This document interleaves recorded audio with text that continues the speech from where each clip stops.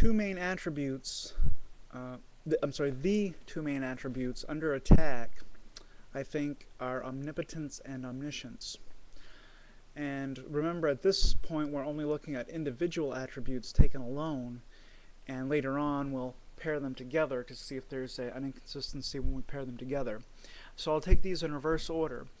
First, omniscience. Argument A, premise 0, God knows all things. Premise 1, if God knows all things, then he knows the future. Premise 2, but the future has not occurred yet, so it is of necessity unknowable. 3, the conclusion, hence God does not know all things, and that's by that inference is by modus tollens. If P then Q, not Q, therefore not P. The conclusion, 3, God does not know all things, contradicts the original hypothesis. That is, if God is omniscient, he is not omniscient, or omniscience is self-contradictory. Argument A is the one I just gave. Why does it fail?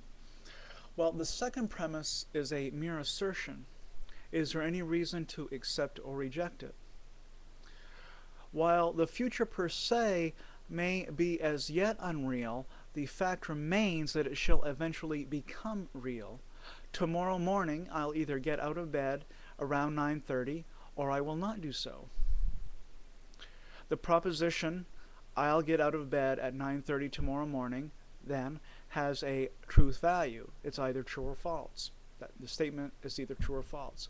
Even if tomorrow morning is presently unreal, the proposition still has a meaning and a truth value. And if there is a truth value of that proposition, there is nothing to say that a being could not know it. A particular being that is omniscient. It seems that argument A is conflating metaphysics with epistemology, which is always a big no-no in philosophical analysis. So the argument A is unsound, for premise 2 is false, and premise 2 is the future has not occurred yet, so it is of necessity unknowable, just to remind you. The next argument against omniscience, argument B, premise 0, God is omniscient. Premise 1, if God is omniscient, then he knows what it is like to be me, what it's like to be me, evangelical 1. Premise 2, nobody but me, evangelical 1, knows what it is like to be me. And then the conclusion number 3, according to modus tollens, then, God cannot be omniscient. The reduction to absurdity makes it clear that omniscience is self-contradictory. Or does it? I would say that premise 1 is misguided. While it is true that God does not know what it is like to be me, it is also true that he is not me. God's lack of knowledge of a falsehood is no impingement upon his omniscience. Yea, that is part of what the term omniscience itself means. It means not believing lies, among other. It means more than that, but that's one of the things that omniscience means, that you don't believe lies if you're omniscient. And for God to, another way to make the same point is to observe that premise 1 is impossible, for it violates the law of identity. If God is omniscient, then he knows what it is like to be not God, is what premise 1 is saying. And this statement is logically incoherent.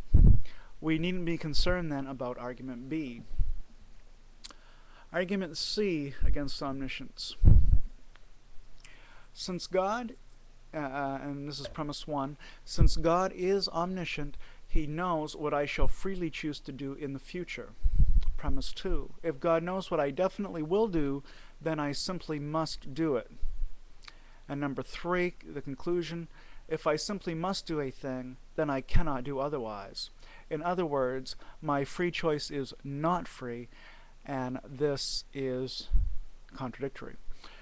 While omniscience in and of itself may perhaps not be logically inconsistent, it is clear from argument C that once we combine it, omniscience, with libertarian human freedom, as theists are wont to do, we see an incompatibility. We all know we are free creatures, and so God's omniscience has to go out the window. QED. Is this argument sound? I think not, and here is why. Actually, we don't even have to raise the soundness question, for the argument commits a very subtle non sequitur fallacy. The outcome of a free choice is contingent upon my own choice, and not God's knowledge of my choice. Let's see. The outcome of a free choice is contingent upon my own choice. Once I make the decision, once I decide I will do X, that locks in the fact that I will do X. It is my choice and not God's knowledge of my choice that locks me in. So I make the decision, and then, without reference to time, God knows what I shall do. With reference to time, on the other hand, God knows what we shall choose before we choose it. So the chronological order is that God knows first, and only after this do we choose. But the logical order, as opposed to the chronological order, the logical order is that we choose first, and only after we choose does God know our choice. So again, we're not talking about time in this second case. We're talking about the logical order. We make a decision as a free creature. God knows what that choice was. Perhaps this is easier to see modally. That's the logic of possible worlds, modal logic. As I said before, my free choice is contingent upon my act of will. That means I could choose differently than in fact I shall choose. I could have chosen differently than I shall choose. When I decide to do X in the actual world, that means that in another logically possible world, I decide to do not X. In the actual world, I have to do X because that is what I have chosen to do in this world. My choice in the real world is contingent upon my will in the real world. But in this other world, where I choose to do not X, I have to do not X in that world. Why? Because that is what I chose to do in that other world. So there are many logically possible worlds, many different ways the world could be. In one, I choose to do a thing, and in another, I choose to refrain from doing that thing. But it's always my choice that I will or will not freely do X. And it is my free will which determines how I shall choose in any particular logically possible world. God, moreover, knows all these scenarios. He's omniscient.